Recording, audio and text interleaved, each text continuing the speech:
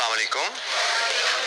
अच्छा जी, inventory management के पास paper questions हम कर रहे थे और कल हमने एरोमा हब क्वेश्चन नंबर 4 का पार्ट ए डिस्कस किया था। पार्ट बी इसका हमारा अभी पेंडिंग है।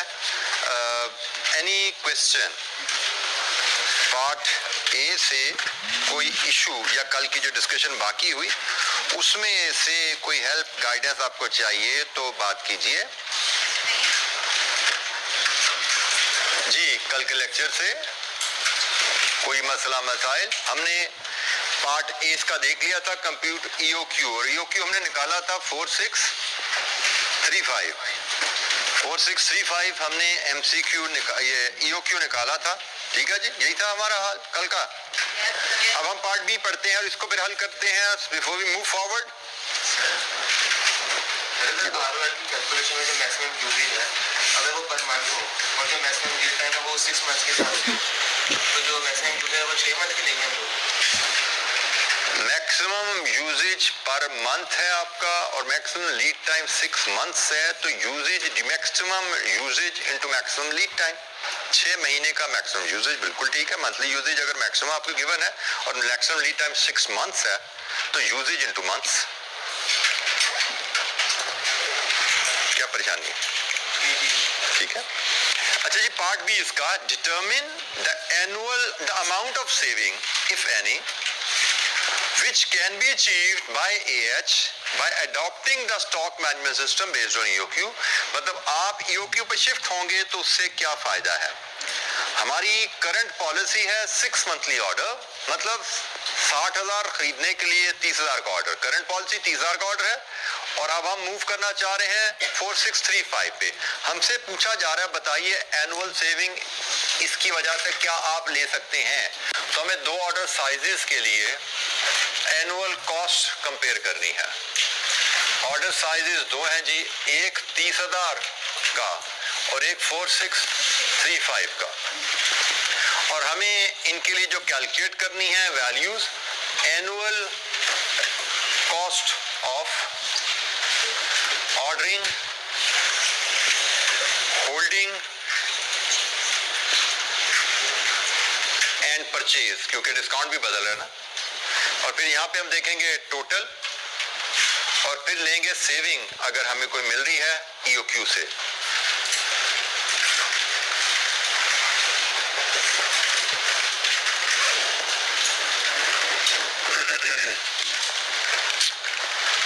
अच्छा जी, वर्किंग नंबर 1 ऑर्डरिंग कॉस्ट के लिए। ऑर्डरिंग कॉस्ट होती है जी हमारी annual demand divided with order size into cost per order. Currently है 90,000, ऐसा ही है जी, करंटली है 90,000, तो कितनी बनी है 1,80,000। लेकिन ऑर्डर साइज बदलते हैं तो 60,000 ओवर 4635 कॉस्ट पर ऑर्डर भी बदल जाती है 81,000। तो सालाना कॉस्ट 104,8544। लीजिए जी, ये हमारी एनुअल ऑर्डरिंग कॉस्ट है 1,80,000 और 104,8544।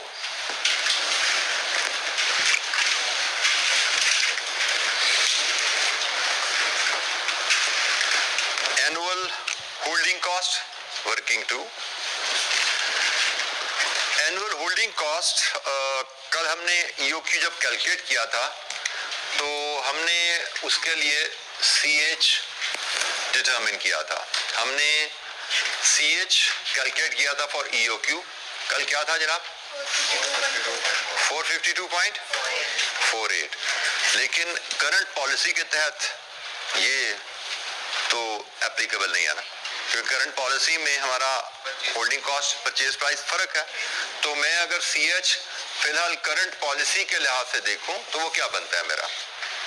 करंट पॉलिसी के लिहाज से CH मेरा बनेगा हमारा CH था 320 storage plus 1% per annum per month, तो 320 स्टोरेज प्लस 1% इंटू 12 सालाना इंटू हमारा हमारी करंट प्राइस जो हम सप्लायर को पे करते हैं वो 900 है और उस पर 20% ड्यूटी 20% ड्यूटी है, तो इंटू 900 इंटू 1.2।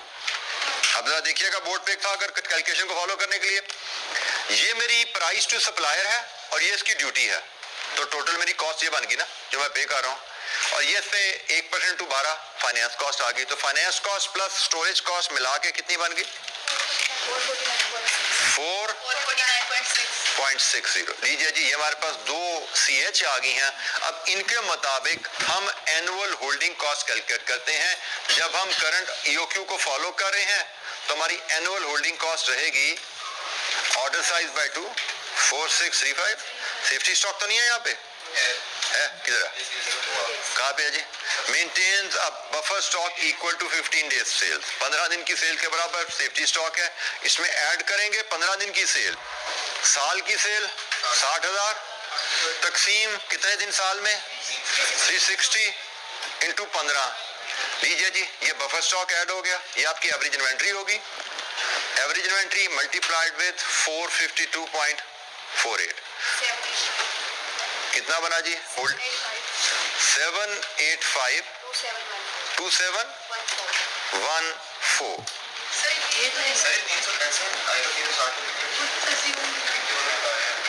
रिक्वायरमेंट के नीचे बताया गया है, अगर क्वेश्चन साइलेंट होता तो हम 365 ले लेते, लेकिन यहाँ पे हमें बताया गया साल में 360 दिन लेकर चलिए। क्वेश्चन साइलेंट हो तो हम 365 ले लेंगे, कोई मसला नहीं। 2179,822 ये कैलकुलेशन देख लीजिए। हमारी एवरेज इन्वेंट्री क्या है? Order size by 2 plus safety stock 15 दिन का इनटू CH, और हम चूंकि EOQ यूज कर रहे हैं तो हमने ये जो EOQ के लिए जो CH है उसको यूज किया। और जब हम करंट पॉलिसी के तहत चलते हैं, करंट पॉलिसी के तहत हमारा ऑर्डर साइज 30,000 है, 30,000 बाय 2, सेफ्टी स्टॉक सेम रहेगा। कितना बन रहा है यहाँ से? ये कितना सेफ्टी स्टॉक है जी? 24। ये सिर्फ सेफ्टी स्टॉक बोलिए 2500 इंटू ये आपका 449.60 कितनी बनी यहाँ से कॉस्ट? 786,800 ये है जी हमारी होल्डिंग कॉस्ट। सो EOQ के साथ हमारी होल्डिंग कॉस्ट सालाना है 2179,822 और करंट पॉलिसी के तहत हमारी कॉस्ट है जी 786,800 जी। एनुअल होल्डिंग कॉस्ट जब हमने करंट पॉलिसी के तहत चलना है तो CH मैंने उठाया जो मेरा करंट पॉलिसी के तहत लगता है।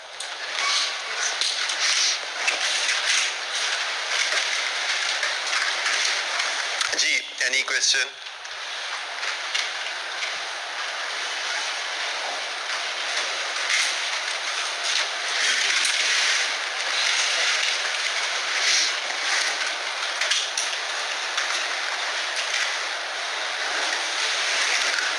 अब हम परचेज कॉस्ट ले लेते हैं वर्किंग 3।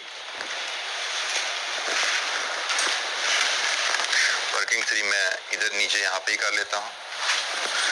हमने करंट पॉलिसी के तहत अगर 60,000 kg साल का बाय करना है तो 900 इंटू 1.2 ये इसकी कॉस्ट है। कितनी बनी? 648 2 3 4 5 64.8 मिलियन 64.8 मिलियन। और अगर मैं EOQ को फॉलो करूंगा तो मेरी प्राइस क्या होगी? 920 कल हमने कैलकुलेट की थी ना, 920 का 1.2 6624 66.24 मिलियन। लीजिए जी, करंट पॉलिसी के तहत इट इज 64.8 मिलियन और रिवाइज पॉलिसी EOQ के तहत 66.24 मिलियन। लीजिए जी, टोटल बताइए करंट पॉलिसी के तहत कितना बना?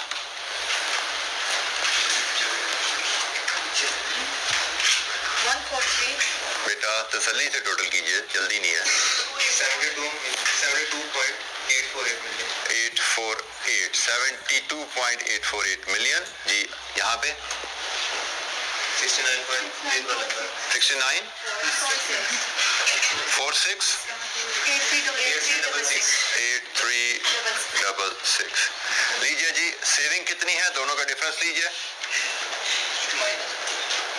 33,951 लीजिए जी, हमारी सेविंग है। अगर हम EOQ पे शिफ्ट हो जाते हैं,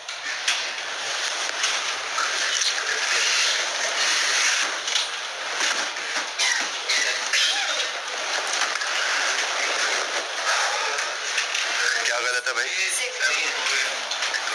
ये फिगर गलत है। सम करना है, सम नहीं कर सकते। मेरी सम ठीक है, ये सम भी ठीक किया है। 7,9,7,9,634 ये बोल रहे हैं सेविंग सेविंग गलत है। कितनी है जी? 79634 जी। Any question?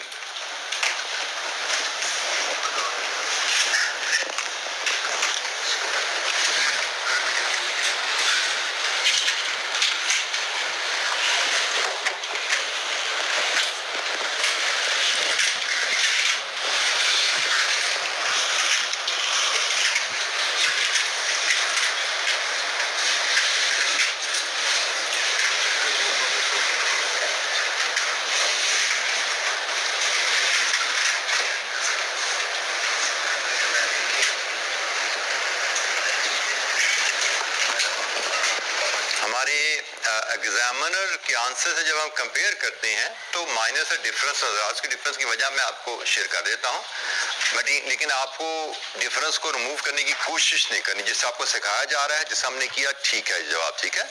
आपने एग्जामिनर के आंसर से मैच करने के लिए उसकी हरकत को फॉलो नहीं करना। उसने दो गलतियां की हैं, गलतियां ही कहूंगा मैं। एक, यहां पे जब नंबर ऑफ ऑर्डर्स निकाले, क्या आता है जवाब? यहां से दिखाओ जरा, नंबर ऑफ ऑर्डर निकालो यहां से। 12.94। उसने इसको राउंड ऑफ करके 13 कर दिया। We don't have to do it, हम इसको ऐसे ही लेके चलेंगे। दूसरी बात, इसको बाय 2 करो तो क्या आया? 2317.5। उसने इसको 2318 कर दिया। हम ऐसा नहीं करेंगे, ठीक है। हमने जैसे किया ऐसे ही चलेंगे हम, ठीक है। तो उसकी इन दो फिगर्स की वजह राउंडिंग ऑफ का थोड़ा सा फर्क है। जो ये फिगर्स हमारी एग्जैक्ट, ये भी मैच नहीं, ये भी यहाँ पे भी फर्क आ गया थोड़ा सा, इधर भी थोड़ा फर्क आ गया, इधर भी आ गया, इधर भी आ गया। But we don't have to worry, हमारा आंसर बिल्कुल ठीक है। फुल बटा फुल मार्क्स है, क्योंकि मैं आपको पहले भी बता चुका हूँ, आंसर्स में वैल्यू के नंबर नहीं होते, प्रिंसिपल की एप्लीकेशन के नंबर है। And we are doing it correctly, इसमें कोई हर्ज नहीं है। बल्कि मुझे लगता है एग्जामिनर जो कर रहा है उसमें थोड़ी सी एरर का पहलू उसमें है, हमारे इसमें एरर का पहलू नहीं है जी। Any question? क्वेश्चन नंबर 4, हमने एरोमा हर्ब्स को देखा। स्क्वायर रूट प्रेजेंटेशन का अंदाज है, हम उसका स्क्वायर रूट का साइन डालते हैं। उसने SQRT लिख दिया और जो टाइप कर रहा होगा आंसर, उसको स्क्वायर रूट साइन बनाना नहीं आ रहा होगा कंप्यूटर में, तो उसने SQRT लिख दिया। हम बात कर रहे हैं इस पॉइंट की।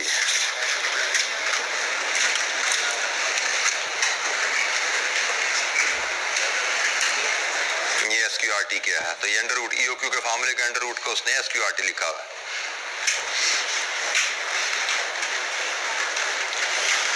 स्टेप बाय मार्किंग के रेफरेंस से हम इसको पहले बात कर चुके थे, और आप अगले स्टेप पे भी देख सकते हैं। Computation of cost of importing T using EOQ, computation of existing cost of importing T 2.75, determination of net saving 0.5। अच्छा, एग्जामिनर ने यहाँ पे बेसिकली 2.75 इसके दिए हैं, 2.75 इसके दिए कि असूलन मुझे लगता है कि हर स्टेप पे नंबर होने चाहिए थे, फर्दर इसको सब डिवाइड होना चाहिए था, और शायद एग्जामिनर ने मार्किंग में इसको सब डिवाइड किया होगा। ऐसा नहीं कि ये ठीक है तो 2.75, ये ठीक नहीं है तो 0, उससे शायद यहाँ पे 0.75 एक इस तरह करके मार्क्स डिवाइड यकीनन एग्जामिनर ने मार्कर ने किए होंगे। सो यहाँ पे हमें इतने स्टेप्स नजर नहीं आ रहे डिटेल में, बट आई बिलीव कि प्रैक्टिकली ये स्टेप्स इससे भी मजीद आगे गए होंगे। अब आप देख सकते हैं यहाँ से, थोड़ी सी एग्जामिनर कमेंट्स को भी देख लें। 40% बच्चे इस क्वेश्चन को पास कर पाए, इस क्वेश्चन में पासिंग मार्क्स ले पाए। अब इस क्वेश्चन में अगर देखा जाए तो वाहिद जो कंफ्यूजिंग चीज थी वो क्या थी? वो सिर्फ परचेज प्राइस की रवैया नहीं थी ना, कि भाई 900 में डिस्काउंट कम हो रहा है तो प्लस माइनस कैसे एडजस्ट करना है, उसके अलावा तो इसमें कोई ऐसी चीज नहीं है सवाल में। 900 का 920 बनाना, that was only challenge. Sale tax को साइड पर रखना बड़ी पुरानी नॉलेज है, हमें पता है रिफंडेबल वैल्यूज को हम कॉस्ट में ऐड नहीं करते। एक्साइज ड्यूटी 20% को कॉस्ट में ऐड करना, ये भी हमें बड़े अच्छे से पता है। जो हमें माल खरीदने में ड्यूटीज पे करनी पड़ती है वो कॉस्ट का हिस्सा बनती है। मसला सिर्फ ये था कि भाई करंट कॉस्ट 900 है तो रिवाइज होकर इसने 920 पे जाना है डिस्काउंट कम होने से। इसके अलावा इस सवाल में कोई ऐसी चीज नहीं थी जो तंग करे, लेकिन उसके बावजूद आप देखते हैं कि परफॉर्मेंस कितनी खराब है। इसकी वजह सवाए तैयारी ना करने के या सवाल को अच्छी तरह ना पढ़ने के, मुझे कुछ समझ नहीं आती क्या वजह होगी।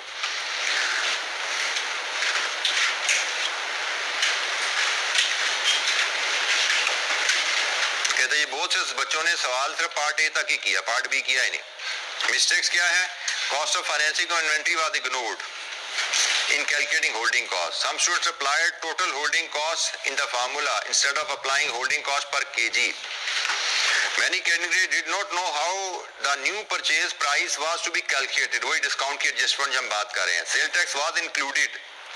कितनी बेसिक सी मिस्टेक है। Finance cost was computed on the existing price instead of revised price. मतलब जब डिस्काउंट आ गया, डिस्काउंट बदल गया तो उससे आपके फाइनेंस कॉस्ट बदल जाती है, जैसे हमने दोनों में बदली है।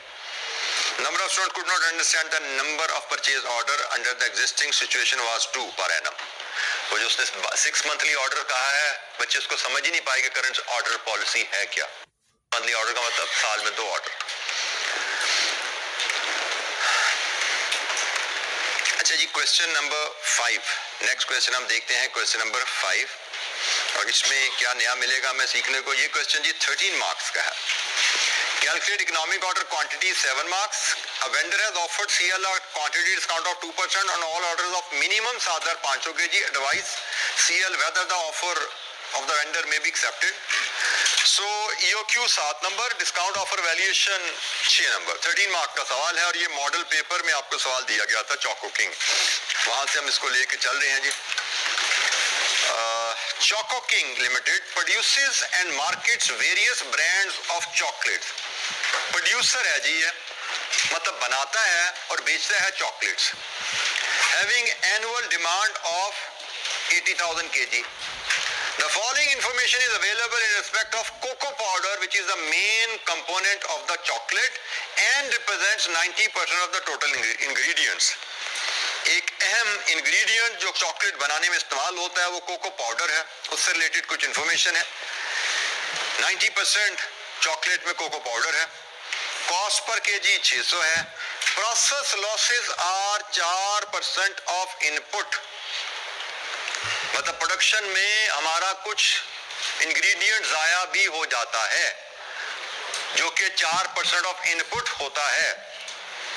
Purchase and storage costs are as follows. Annual variable cost of procurement office is 6 million. The total number of orders of all products is estimated at 120. Storage and handling cost is 20 per kg per month.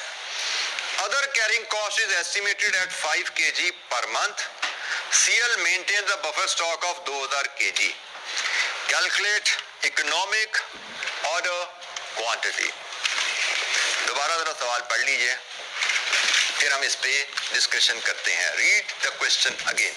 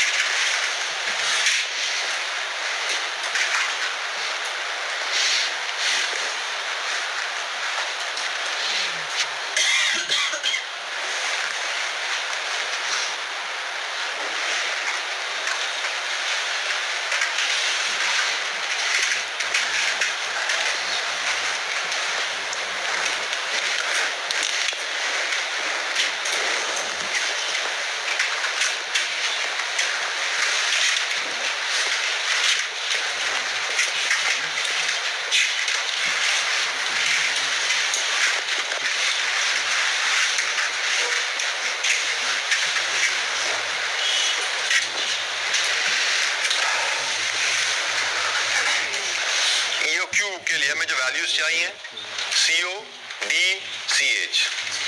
सबसे पहले CO पे बात कर लें, फिर CH पे बात करते हैं, फिर D पे बात करते हैं और उसके बाद हम EOQ ले पाएंगे। CO variable cost per order कितनी है जी?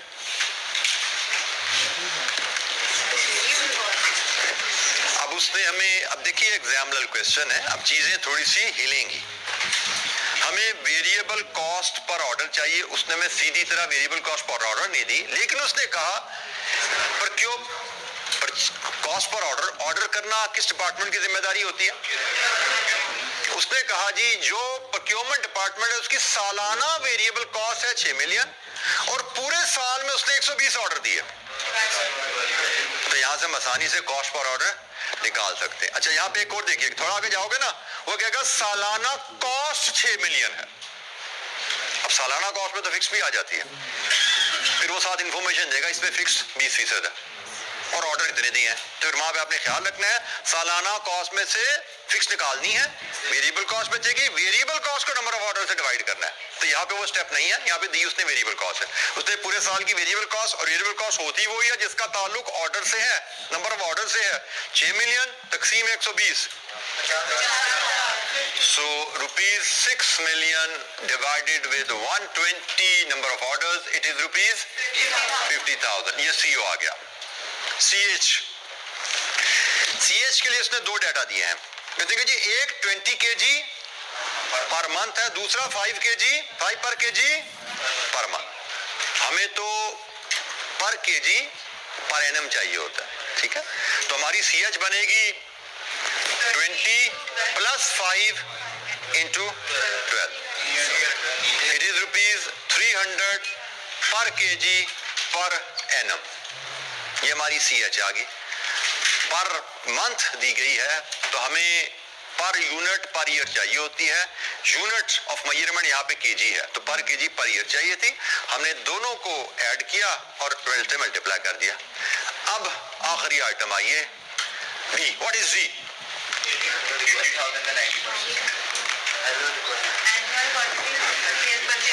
Annual quantity of raw material.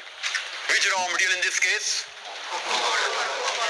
Annual quantity of cocoa powder to be purchased from the supplier. Supplier से सालाना कितना कोको पाउडर खरीदना है और हमें उस वैल्यू पे पहुंचना है कहां से? 80,000 ऑफ फिनिश्ड प्रोडक्ट से। ये चॉकलेट का है ना वेट, कि हमने सालाना 80,000 चॉकलेट बेचनी है, तो अब हमें निकालना है सालाना 80,000 चॉकलेट बेचने के लिए हमें सालाना कितना कोको पाउडर खरीदना है। ये है कहानी। तो भाई पहला इस कहानी का जो स्टॉप है वो ये है कि भाई चॉकलेट में 90% कोको पाउडर होता है, but this is not the last stop. इसके बाद एक स्टॉप ये भी है कि भाई जितना भी कोको पाउडर हम फैक्ट्री में डालते हैं उसमें से 4% जाया हो जाता है, मतलब 4% जाया हो जाता है, जो 96% है वो हमारी चॉकलेट के अंदर रहता है। ठीक है जी। अब हमने चॉकलेट बेचनी है इतनी, इसमें 90% कोको पाउडर रहना चाहिए, तो हमें कितना फीड करना पड़ेगा फैक्ट्री में जो कि हमें खरीदना है। यहाँ पे अब आपको जो मेजर करना है, मैं अगर स्टेप वाइज चलूं तो पहला स्टेप 80,000 केजी चॉकलेट में 90% हमें कोको पाउडर चाहिए। कितना बना?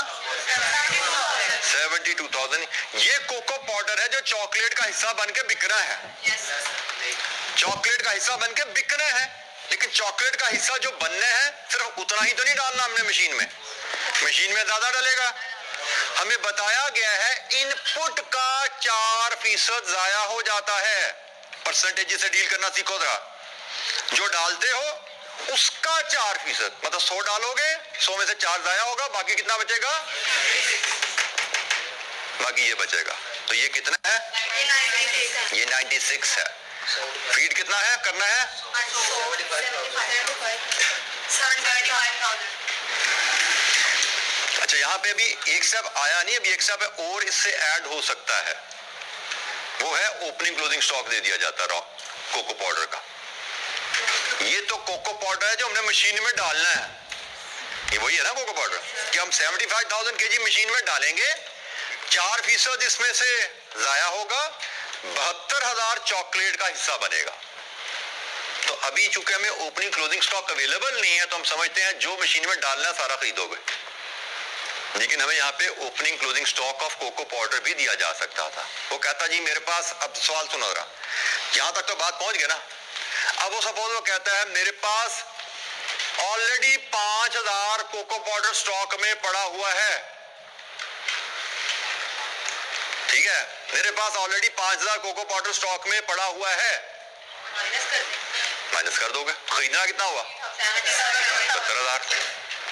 ध्यान में रखना, ठीक है, कि मैंने सप्लाई से कितना खरीदना है, ये तो है वो जो मैंने फैक्ट्री में फीड करना है। फिलहाल क्वेश्चन में ओपनिंग क्लोजिंग स्टॉक इंफॉर्मेशन नहीं है, तो जो फैक्ट्री में डालना है वही खरीदना है।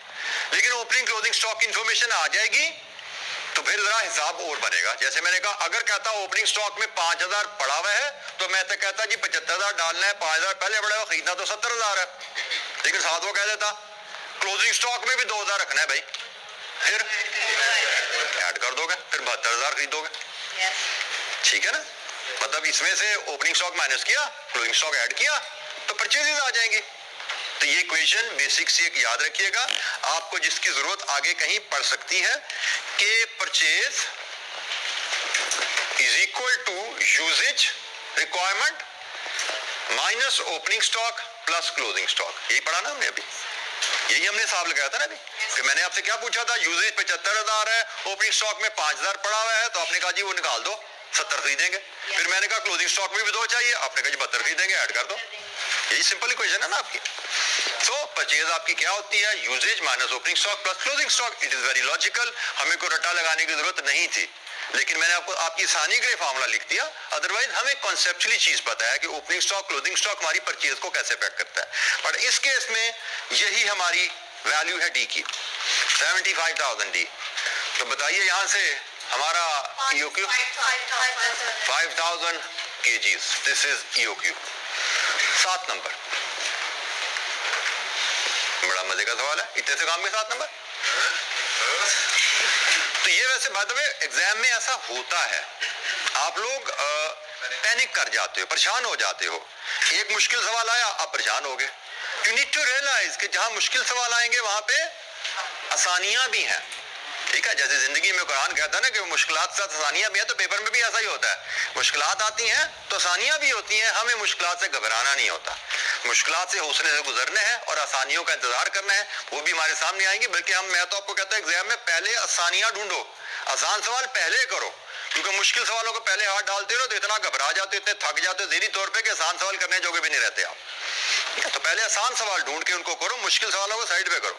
मुश्किल सवाल से परेशान नहीं होते, क्योंकि ये ध्यान में रखिए एग्जाम में हमेशा यू शुड नेवर एक्सपेक्ट कि आपको 9 के 9 सवाल आएंगे इस CMA में। You should be mentally prepared कि भाई 9 में से 2-3 सवाल मुझे बेहतरीन आते होंगे, 2-3 सवालों में थोड़ा फंसूंगा, और हो सकता है 2 या 1 सवाल में बहुत बुरी तरह फंसूंगा मैं। तो होता यही है कि 2-3 सवालों में आप 100% स्कोर कर लेते हो, 90% स्कोर कर लेते हो, 2 सवालों में कोई 65-70% स्कोर करते हो, और 2-3 सवालों में कोई 25-30-40% स्कोर करते हो। ओवरऑल आपका 60-65 बन जाता है स्कोर, पास आराम से होते। बट प्रॉब्लम कहाँ पे आती है, जहाँ पे हम गलत सवालों को पहले हाथ डाल देते हैं, परेशान हो जाते हैं और आसान सवालों के लिए टाइम नहीं बचा पाते, हम चीजों पे फंसते हैं और टाइम ज़ाया करते हैं। मैंने आपको एक और चीज फोकस की, पेपर कंप्लीशन की तरफ तवज्जो आपने रखनी है, आपने परफेक्शन की तरफ तवज्जो नहीं रखनी। अभी तैयारी करो, जितनी मर्जी तैयारी करो, कि अभी हमने पेपर परफेक्ट करने की कोशिश करनी है, तैयारी अभी करो, घर पे करो, होमवर्क करो। लेकिन जब एग्जाम में पहुंच जाते हैं ना, वहां पे जाके फिर जिद नहीं लगाते कि मैं 4 महीने परफेक्ट की तैयारी करके आया तो खोचा परफेक्ट करके निकलेगा यहाँ से।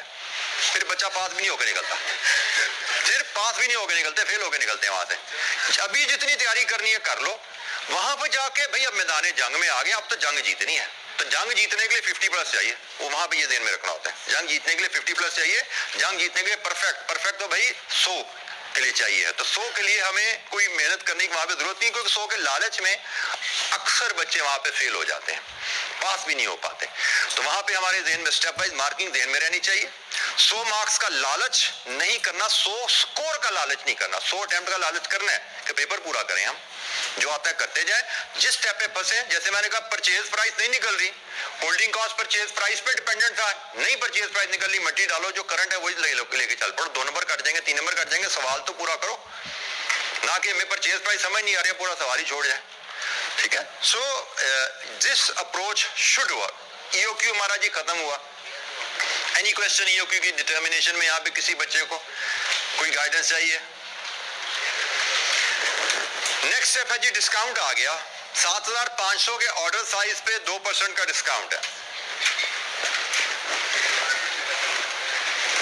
तो हमें अब ऑर्डर साइजेस 2 अवेलेबल हैं, इनका कंपैरिजन करना है और 3 हेड्स में ही कंपैरिजन करना है। यही 3 हेड्स हैं जो यहाँ पे ऑलरेडी आपके पास लिखे नजर आ रहे हैं। इन 3 हेड्स में हम कंपेयर करेंगे 2 ऑर्डर साइजेस को।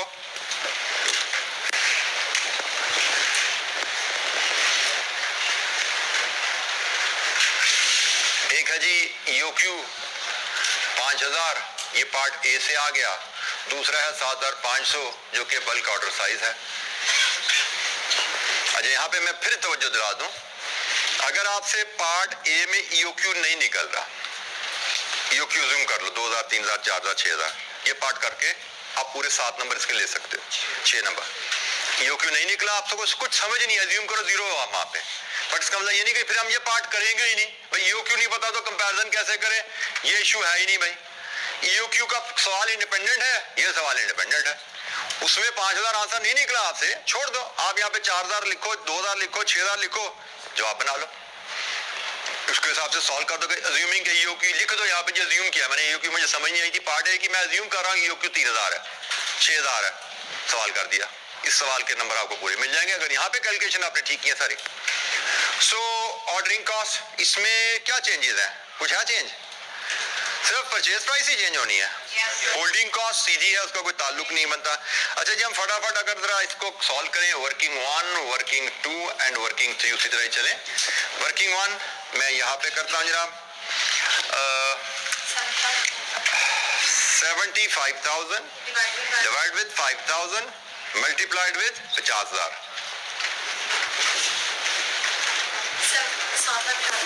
7,50,000।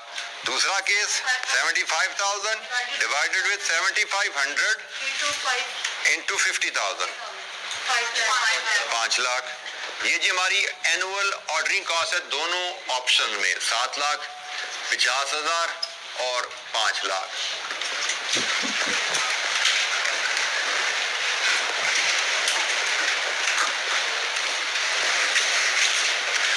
Annual holding cost, buffer stock है, बफर स्टॉक 2000 का मेंटेन हो रहा है। So annual holding cost order size by 2 plus buffer stock 2000 into CH 300। तो जनाब यहाँ पे क्या है, 13,50,000।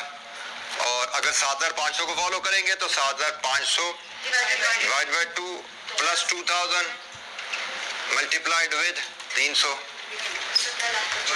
17,25,000। लीजिए जी, ये आपके पास होल्डिंग कॉस्ट सालाना 13,50,000 और 17,25,000 आ गई। फाइनली परचेज कॉस्ट 75,000 को बाय करने की परचेज कॉस्ट, 75,000 केजी को बाय करनी, तो कीमत क्या है? फुल प्राइस है 600। तो वर्किंग 3 ईओक्यू को फॉलो करोगे तो आपको डिस्काउंट नहीं मिलने वाला, आपको 75,000 केजी 600 के हिसाब से बाय करना पड़ेगा, 45 मिलियन। और अगर आप 7,500 यूनिट्स के केजी के ऑर्डर साइज फॉलो करोगे तो आपको 45 मिलियन पे 2% डिस्काउंट मिल जाएगा। 98% ले लो इसका, 441 लीजिए जी, 45 मिलियन एंड 44.1 मिलियन। जी बेटा 75 से जो छोटे ऑर्डर होंगे उस पर 2% का डिस्काउंट 75 से छोटे पे लिखेगा और ऑल ऑर्डर ऑफ आगे भी पढ़ो बेटा ऑल ऑर्डर ऑफ 75 मिनिमम 7,500 इसका मतलब क्या है कम से कम 7,500 कम से कम 7,500 का मतलब 7,500 एंड अबव मिनिमम 7,500 7,500 से छोटे ऑर्डर पे डिस्काउंट नहीं मिलेगा जी सर यहाँ 10 हो रहा है जी बेटा यहाँ पे 10 जी बिल्कुल आ गया जी अच्छा इसका टोटल बताइए 47.1 मिलियन और इसका टोटल 46,325 मिलियन तो हमारा डिसीजन से क्या पूछा गया है whether the offer of the vendor may be accepted the answer is yes इसका आंसर हम देंगे yes और हम सेविंग भी बता देंगे कितनी सेविंग है सॉरी 775,000 ये फायदा है इस फायदे की वजह से हमें ऑर्डर वेंडर का डिस्काउंट एक्सेप्ट करना चाहिए हमें EOQ की बजाय इस ऑर्डर साइज को फॉलो करना चाहिए discount should be accepted as it will result in annual saving of 7,75,000 जी एनुअल सेविंग 7,75,000 आने की उम्मीद है इसलिए हमें ये सप्लायर की ऑफर एक्सेप्ट करनी चाहिए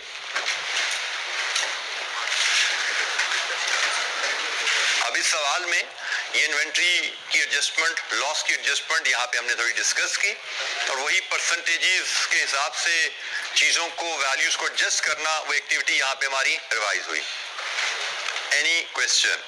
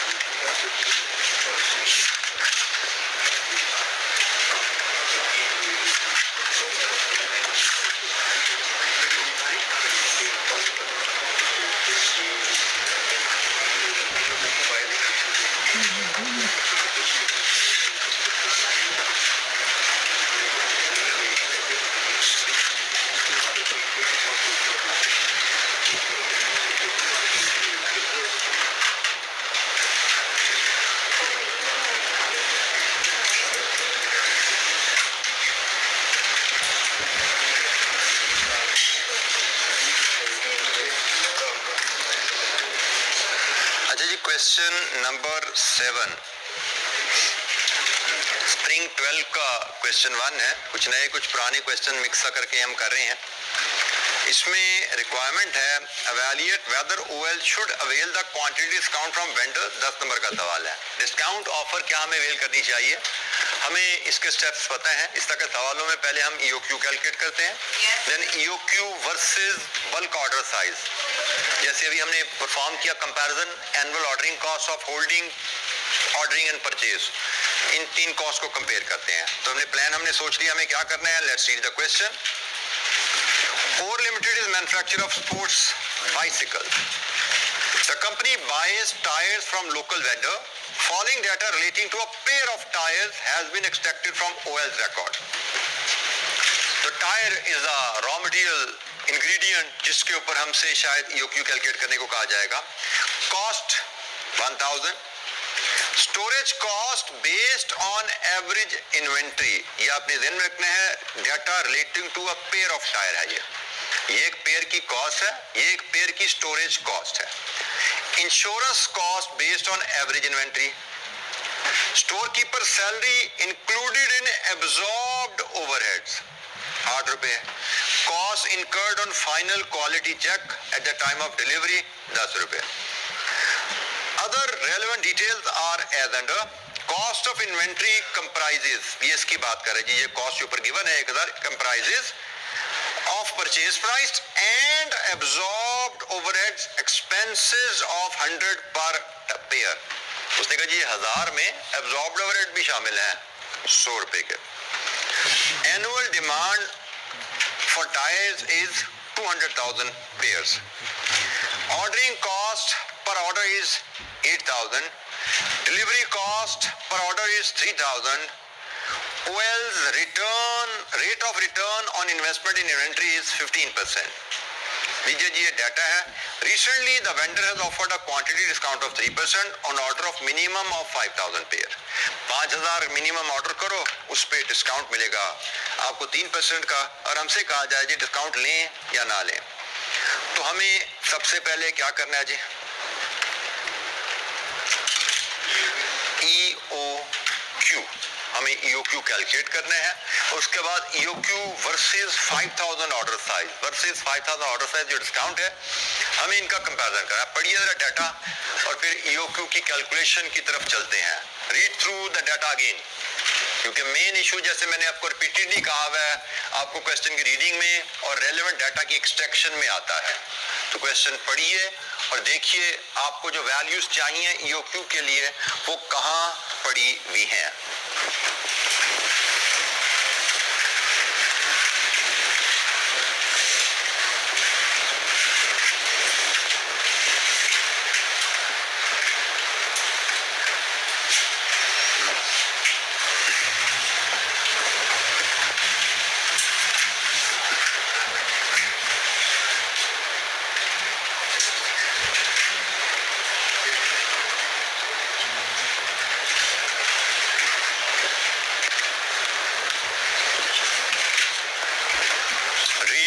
क्वेश्चन और तसल्ली से सोचिए कि हमने जो वैल्यूज CO चाहिए, हमें CH चाहिए, वो कहाँ से आएंगी.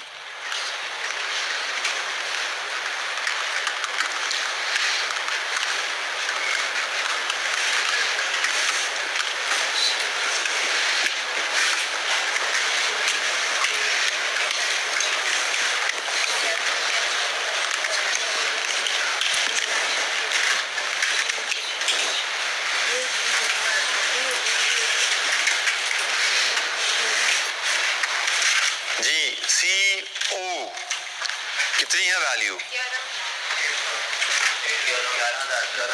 हमें पता है कि डिलीवरी कॉस्ट भी हमारे ऑर्डरिंग कॉस्ट का हिस्सा होती है. तो हमारी CO है 8,000 plus 3,000, it is 11,000. Sorry, inspection cost. इधर इंस्पेक्शन कॉस्ट बिल्कुल इसको पढ़ते हैं. क्या ये पर ऑर्डर है? पहली बात, इज इट पर ऑर्डर? दिस इज पर पेयर. ये सारा डाटा टेबल के ऊपर क्या लिखा हुआ है? ये सारा डाटा टेबल में जो गिवन है ये पर पेयर गिवन है. पहली चीज, हमारी ऑर्डरिंग कॉस्ट पर ऑर्डर होती है. ठीक है, this is not per order.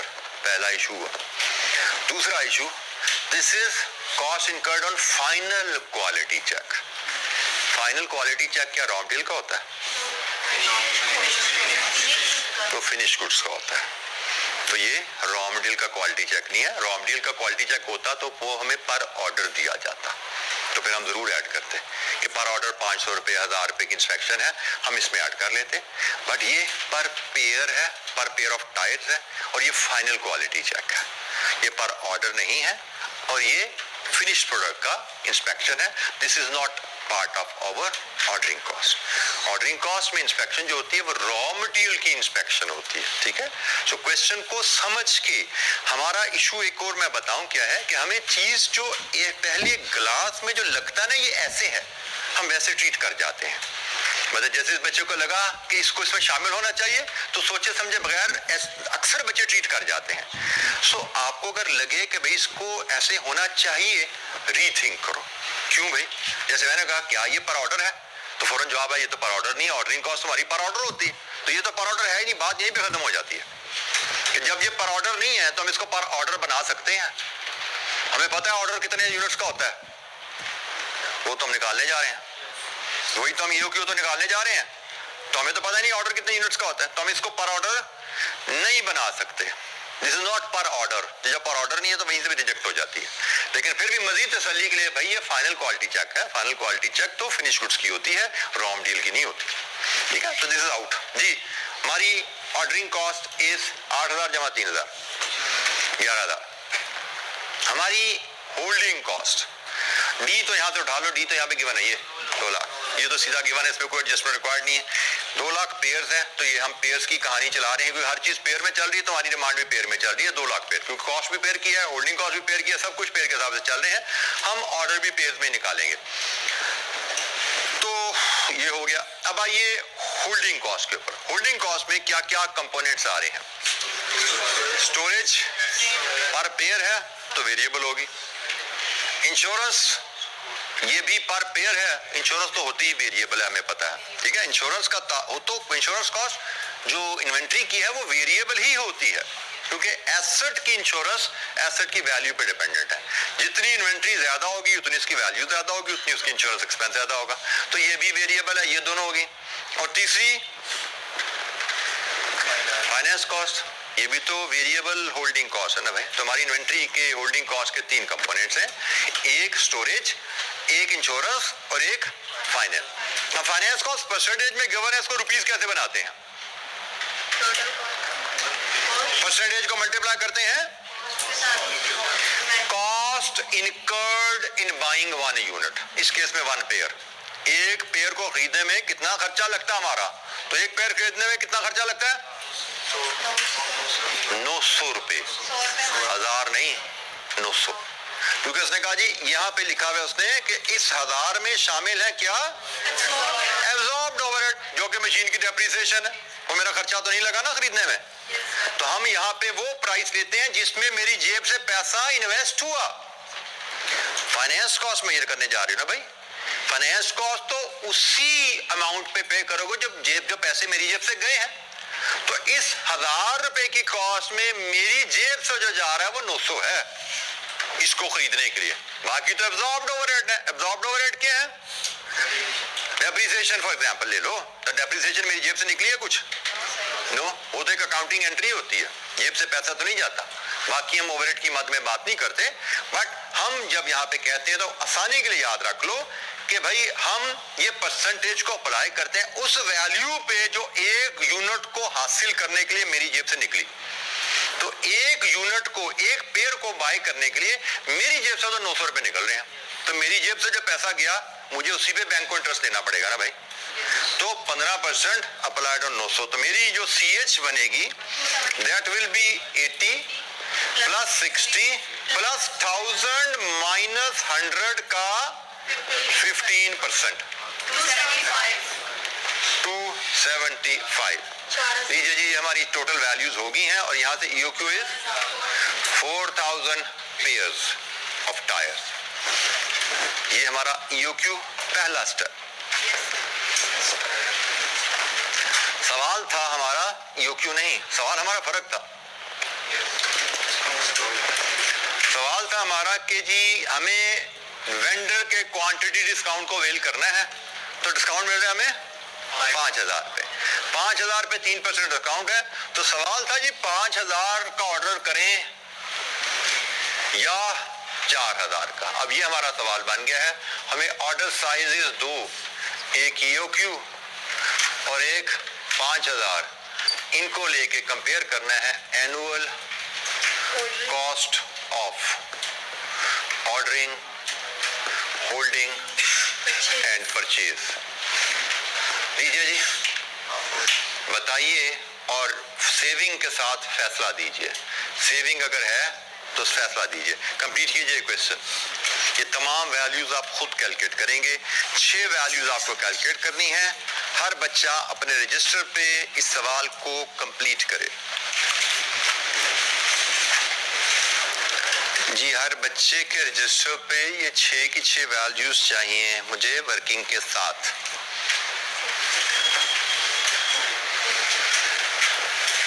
यहाँ पे कोई सेफ्टी स्टॉक का दिक्कत तो नहीं है ना? no.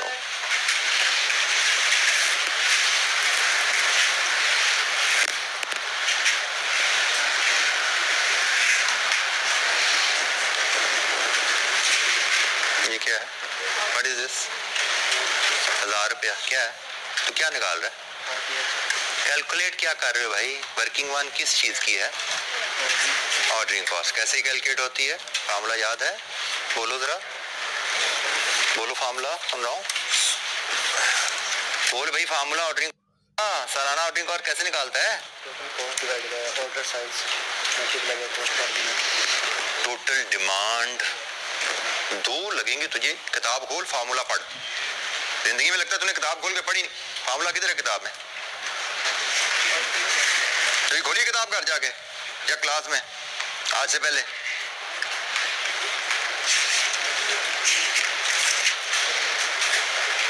ये है एनुअल ऑर्डरिंग कॉस्ट का फार्मूला, ये है एनुअल होल्डिंग कॉस्ट का फार्मूला। इसको पढ़ो, यहां से समझो, फिर अप्लाई करो।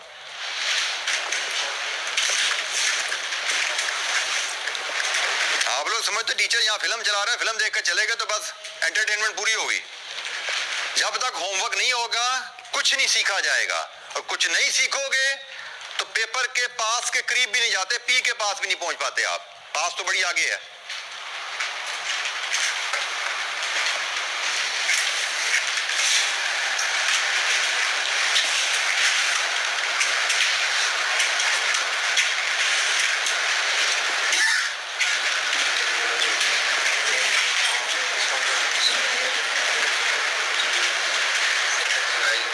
क्या गलती कर रहे हो मुझे बताओ? फार्मूला पढ़ के क्या समझ आई आपको? क्या गलती कर रहे हो? किधर है फार्मूला? दोबारा खोल। मैंने निकाल के तूने फिर घुमा दिया, तूने याद हो गया क्या? हाँ जी बोलो, क्या गलती कर रहे हैं? नंबर ऑफ ऑर्डर्स कैसे आते हैं?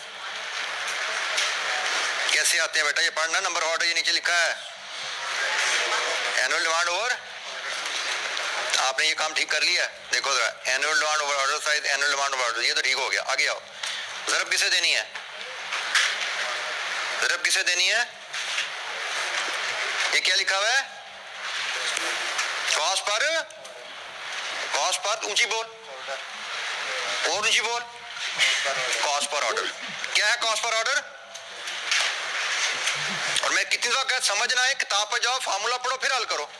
फार्मूला याद भी नहीं है, किताब भी नहीं देखनी।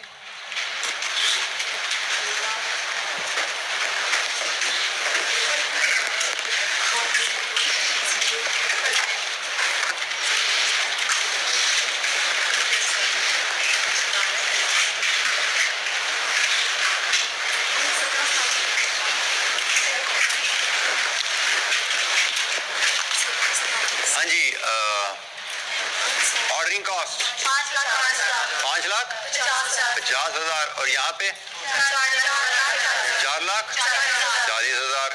Holding cost 5,50,000।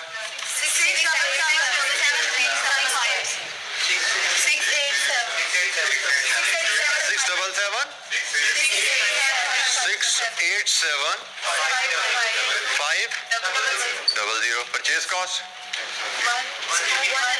180 मिलियन और यहाँ पे 1746।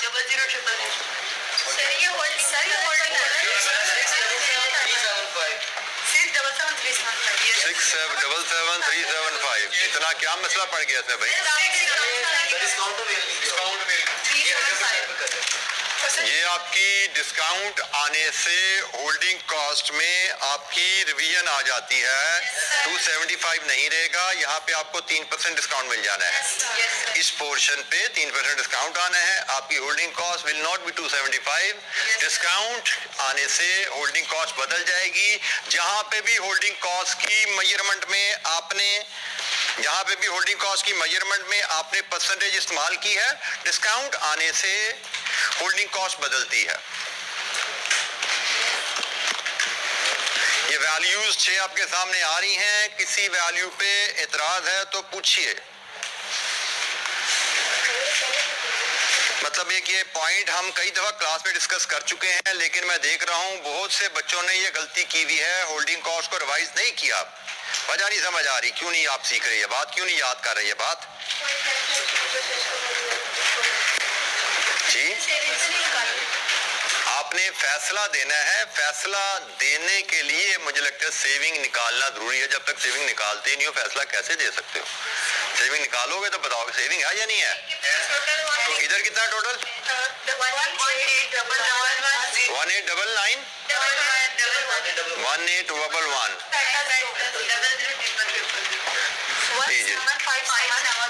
173715 कितनी सेविंग है? 5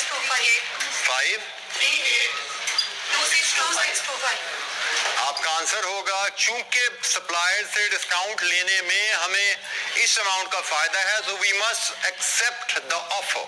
आप जवाब इस तरह देते हैं। सर इस वर्किंग के नंबर है शो करेंगे ये इन वर्किंग के नंबर हैं या नहीं है? अभी हम देख लेते हैं आईकैप ने ये वर्किंग की है कि नहीं की है। मैंने आपको कहा ऐसी कोई सवाल ध्यान में आए तो आईकैप का सलूशन देख लिया करो। तो आईकैप ने ये क्यों निकाला? आईकैप ने वर्किंग सारी शो की हुई है, आप देख रहे हैं वर्किंग। ये मुझे लग रहा है कि ये वर्किंग आईकैप ने शो की हुई है, तो यकीनन रिक्वायरमेंट है आपको भी शो करनी है। इस का सवाल कोई भी ध्यान में है प्रेजेंटेशन से रिलेटेड, हमें आंसर में क्या दिखाना है क्या नहीं दिखाना, आईकैप का सलूशन में जाके देख लिया करो। वर्किंग नंबर रेफरेंस से बताओ, या जिस तरह मैं आपको पहले कहता हूँ कि जगह यहाँ पे छोड़ी हो तो यहाँ पे कर दो, दोनों तरह से एक्सेप्टेबल है। जी सर, आपको क्लासरूम के बच्चों का टाइम चाहिए? असेसमेंट के रिजल्ट की प्राइस डिस्ट्रीब्यूशन जी आ जाइए जी, कीजिए, हमारे 2 मिनट रह गए हैं। चलें, अच्छा जी, हमारी भी डिस्कशन हमारी कंप्लीट है। बाकी इंशाअल्लाह मजीद प्रैक्टिस क्वेश्चंस ही हम कर रहे हैं। तो ये क्वेश्चन हमारा कंप्लीट हो गया, क्वेश्चन नंबर 7। क्वेश्चन 7 किया ना हमने। तो इंशाअल्लाह कल आएंगे, यहाँ से आगे बात लेके चलेंगे। Thank you very much. अस्सलाम वालेकुम।